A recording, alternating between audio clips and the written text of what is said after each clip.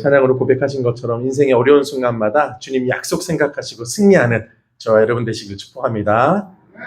우리 함께 또 축복의 인사 나누겠습니다. 이렇게 인사합니다. 하나님이 당신을 창조하셨습니다. 당신을 창조하셨습니다. 하나님이 당신을 사랑하십니다. 하나님이 당신을 사랑하십니다. 하나님이 당신과 함께 하십니다. 하나님이 당신과 함께 하십니다. 여러분들 그렇게 믿으시죠? 네. 지난 한 주도 더위를 이기시느라고 수고 많으셨고요. 반갑게도 오늘과 내일은 비가 내린다라는 소식이 있습니다. 방금 이렇게 고백드린 것처럼 이 믿음으로 또 이번 한 주간도 승리하는 저와 여러분 되시기를 축복합니다. 사실 오늘 설교 본문은요, 작년 추수감사주일에 나누었던 본문과 똑같습니다.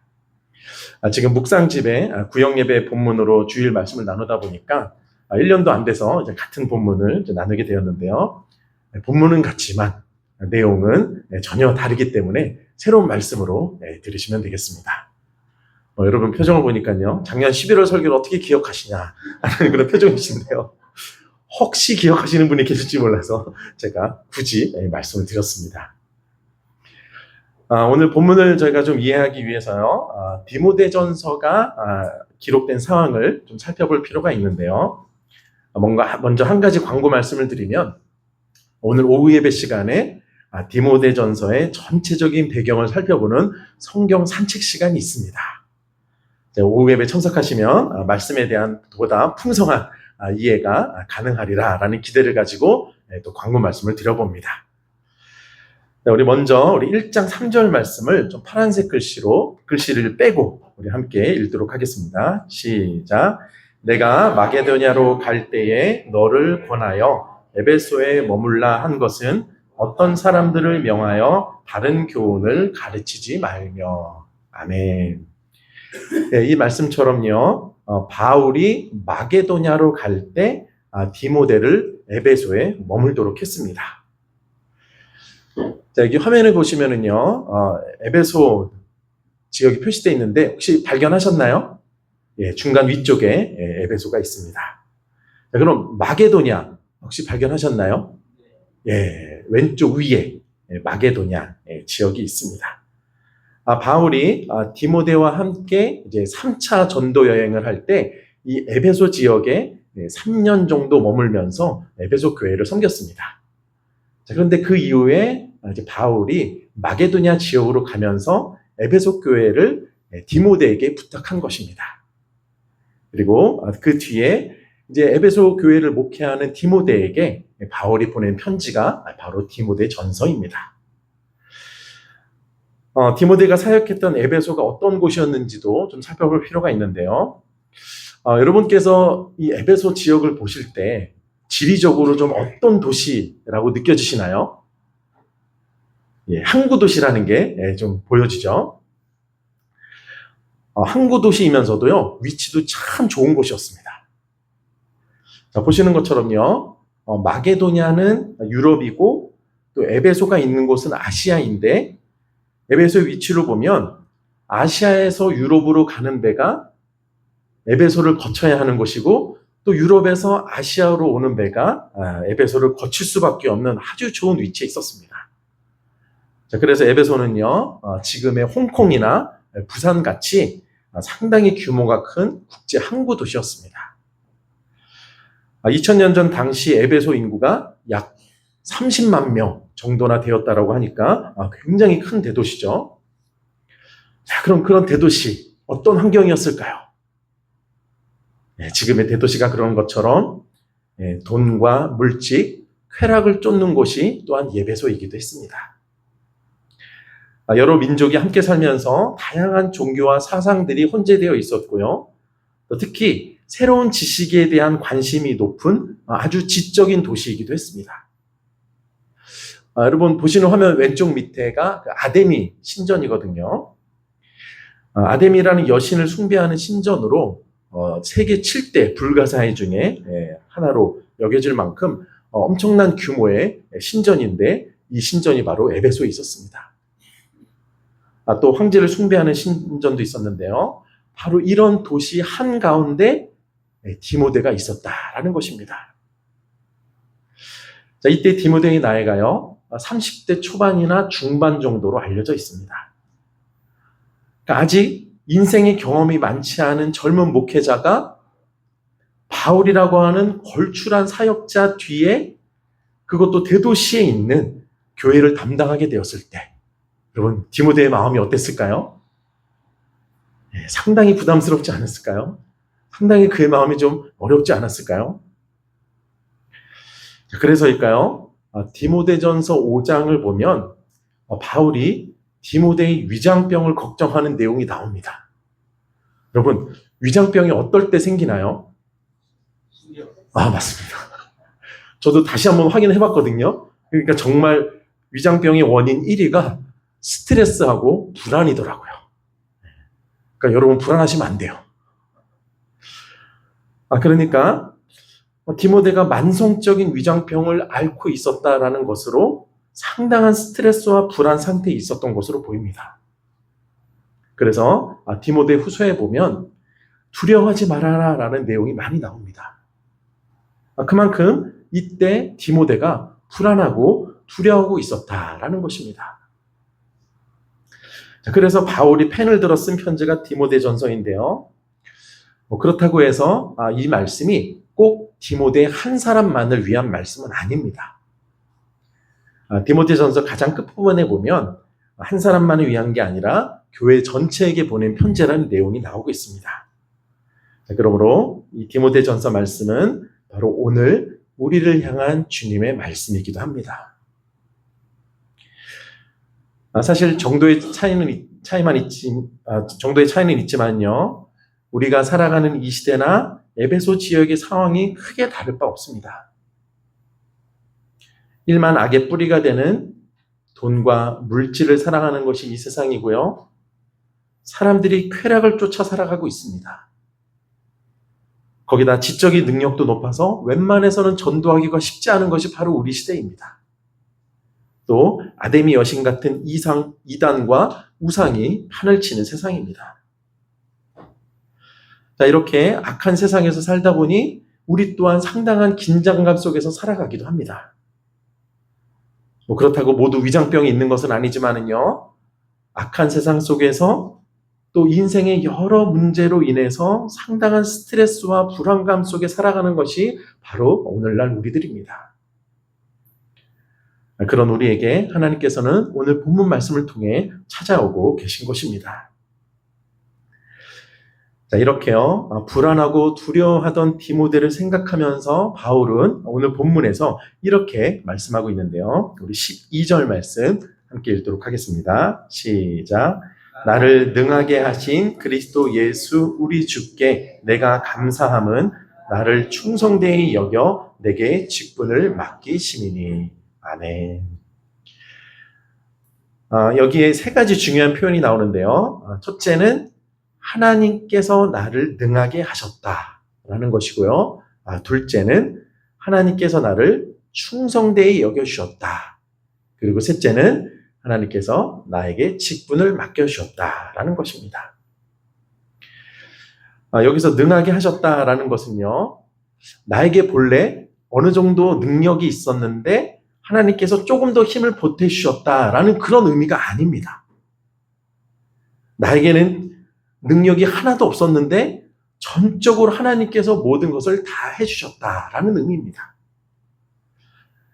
그런 의미가 담긴 또 고린도전서 15장 10절 말씀이 있는데요. 우리 같이 함께 읽도록 하겠습니다. 시작. 그러나 내가 나된 것은 하나님의 은혜로 된 것이니 내게 주신 그의 은혜가 헛되지 아니하여 내가 모든 사도보다 더 많이 수고하였으나 내가 한 것이 아니요 오직 나와 함께 하신 하나님의 은혜로라. 아멘. 예, 그렇습니다.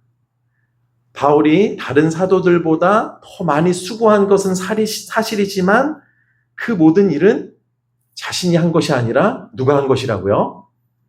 예, 그렇습니다. 전적으로 하나님께서 하신 일이라고 고백하고 있습니다. 사실 이 당시에 바울은요, 정말 누가 봐도 능력이 뛰어난 사람이었습니다. 왜요? 바울이 만나는 사람마다 전도가 됐습니다. 가는 곳마다 교회가 생겼습니다. 자, 그러니 바울이 얼마나 능력 있는 사람으로 보일 수밖에 없겠습니까? 지금 이 편지를 쓸 때 바울 나이가요, 약 60세 전으로 보여지는데요. 디모데와는 약 30살 정도의 차이가 나는 상황인데, 그만큼 바울은 원숙한 상태였고 그동안 이룬 일들이 많은 상황이었습니다. 그러니까 디모데 입장에서 바울을 바라볼 때 어떤 마음이 들었을까요? 참 부럽다, 이런 마음이 들지 않았을까요? 아마 이런 마음이 들었을 것 같습니다. 바울은 저렇게 위대한 일을 많이 했는데 나는 왜 그렇게 못하는 거지? 나는 왜 여전히 두렵고 떨리는 거지? 아마 이런 생각이 디모데 안에 들었을 것입니다. 학자들은요, 그런 디모데의 성격이 좀 소심했을 것이라고 예상을 하고 있습니다. 자, 그렇다면 디모데의 혈액형은 어떤 것이었을까요? 그걸 어떻게 아세요? 실제로 많은 사람들이 그렇게 예상을 하시거든요. 그런데 같은 A형 입장에서는 별로 동의하고 싶지 않습니다. 자, 이렇게 가는 곳마다 교회를 세우고 사람들을 세웠던 바울과 자신을 비교하면서 자책하는 마음이나 열등감을 느끼는 생각이 디모데에게 있었을 것입니다. 자, 그런 그에게 지금 바울이 이렇게 말하고 있는 것입니다. 디모데야, 네가 나를 보면서 대단하다라고 생각이 될 수 있겠지만 지금 나에게 이루어지는 일은 사실 내가 한 일이 아니야.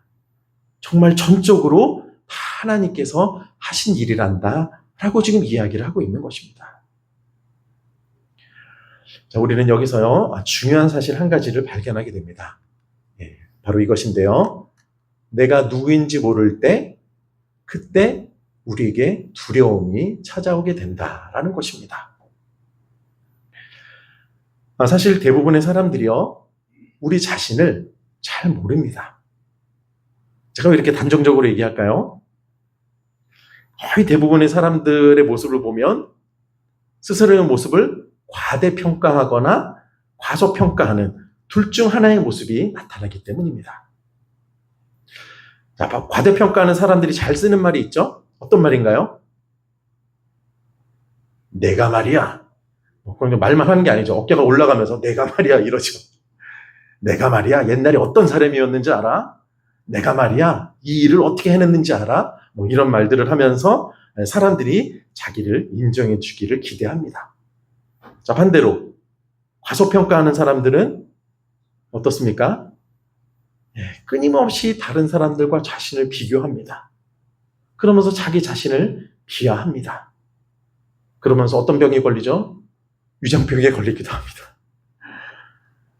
자, 이러한 모습은요, 내가 누구인지를 제대로 알지 못하는 사람들의 불안함을 잘 보여주는 모습입니다.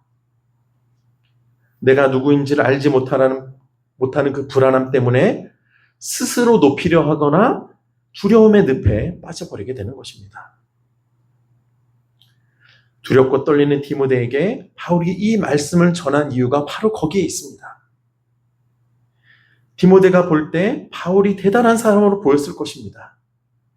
그를 과대평가했을 것입니다. 하지만 바울은 그렇지 않다라는 것입니다. 자신은 본래 죄인인데 심지어 오늘 말씀에 나오는 것처럼 죄인 중에 괴수, 모든 죄인들 중에 으뜸이라고 말합니다.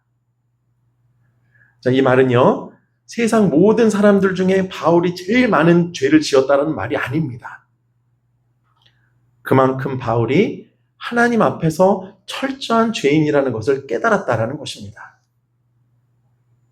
그리고 이렇게 하나님 앞에서 자신이 철저한 죄인임을 깨달은 바울이었기에 자신의 힘으로는 할 수 있는 것이 아무것도 없다라는 사실을 깨달은 바울이었기에 하나님께서 그를 통해 역사하실 수 있었다라는 것입니다. 우리에게도요, 디모데처럼 바울을 대단한 사람으로 생각하는 마음이 있을 수 있습니다. 하지만 여러분 그렇지 않습니다. 바울이 대단한 사람이서가 아니고요, 그를 통해 역사하신 하나님께서 이루어 주신 일이었습니다. 그런데 중요한 것은 그것이 가능했던 바탕이 어떤 바탕이었다고요? 바울 자신이 철저한 죄인임을 깨달은 마음, 자신은 아무것도 할 수 없는 존재라는 사실을 깨달은 마음이 그 하나님 역사의 바탕이었다라는 것입니다.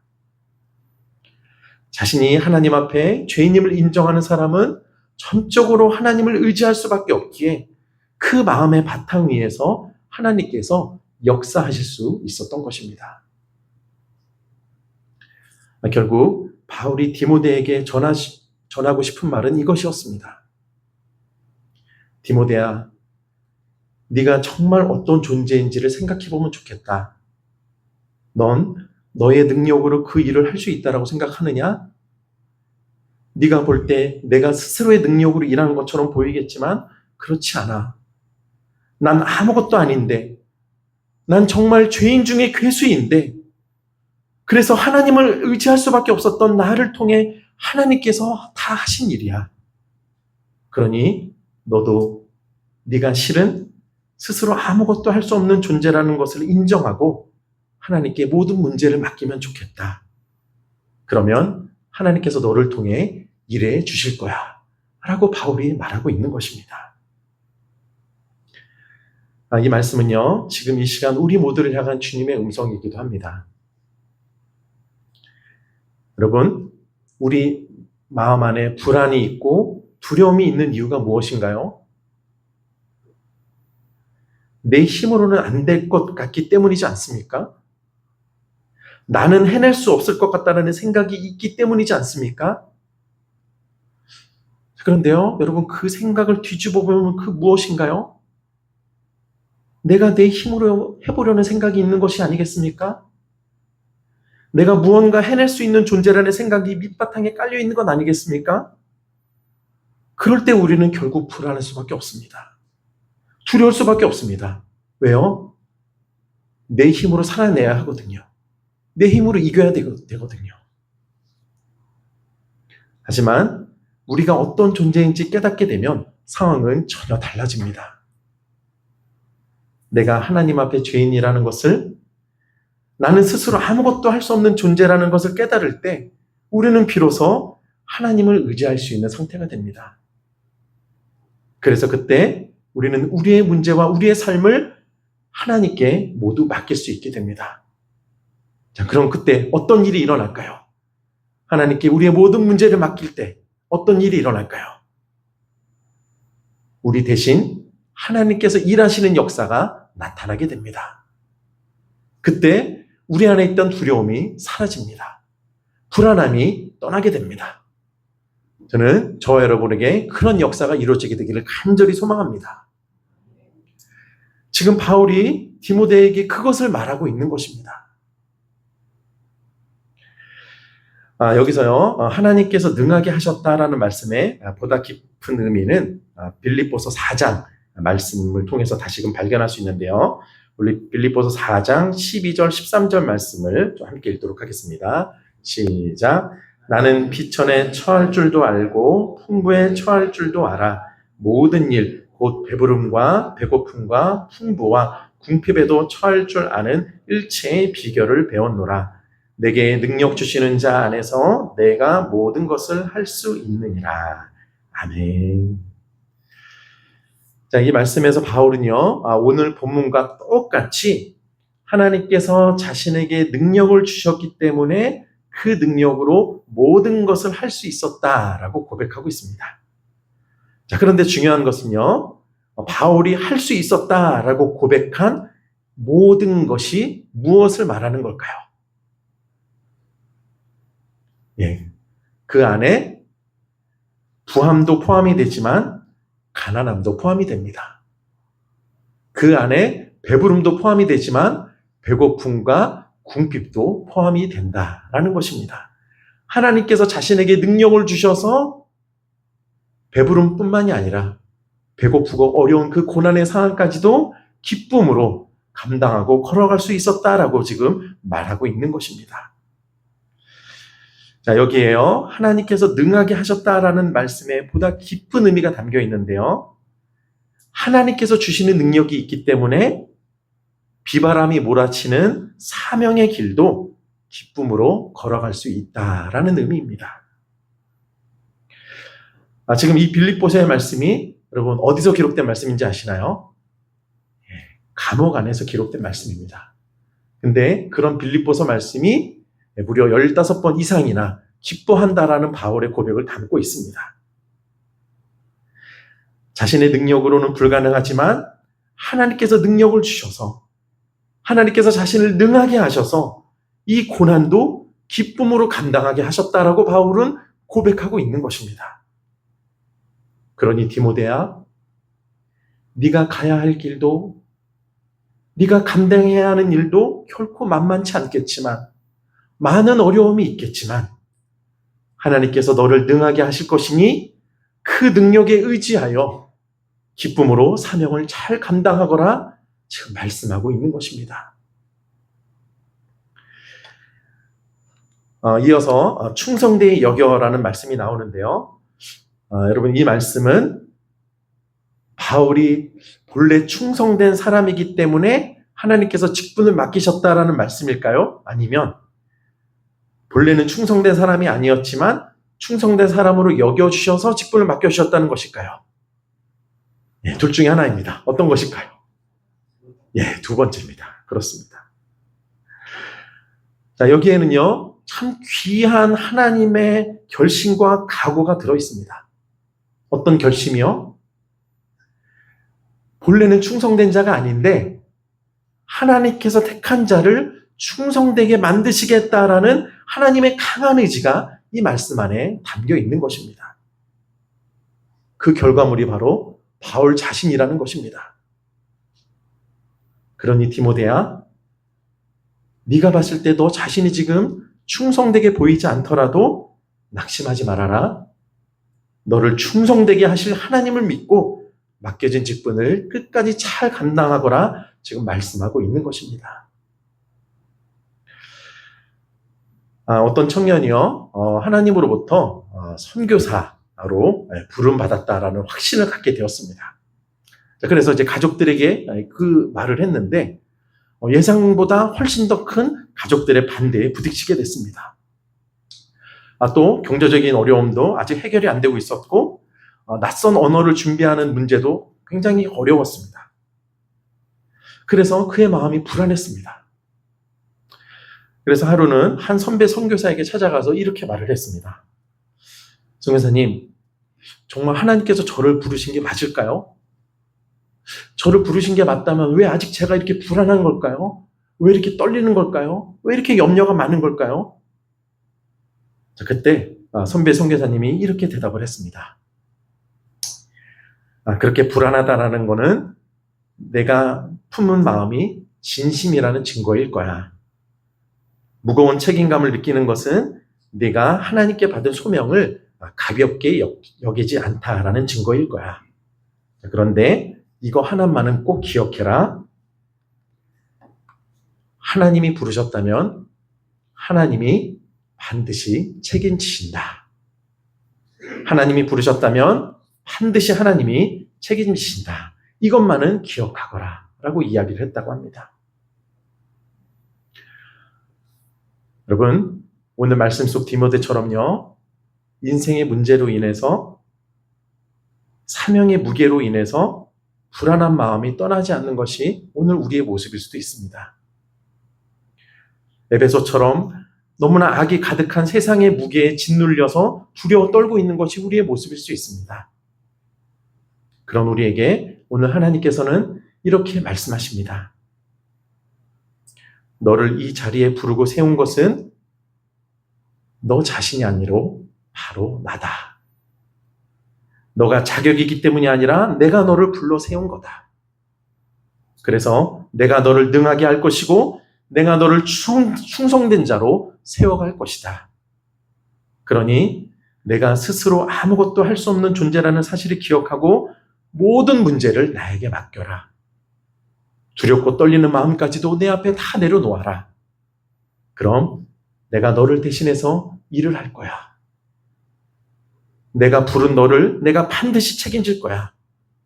그러니 모든 문제는 나에게 맡기고 너는 너가 걸어가야 할 길을 흔들림 없이 걸어가거라.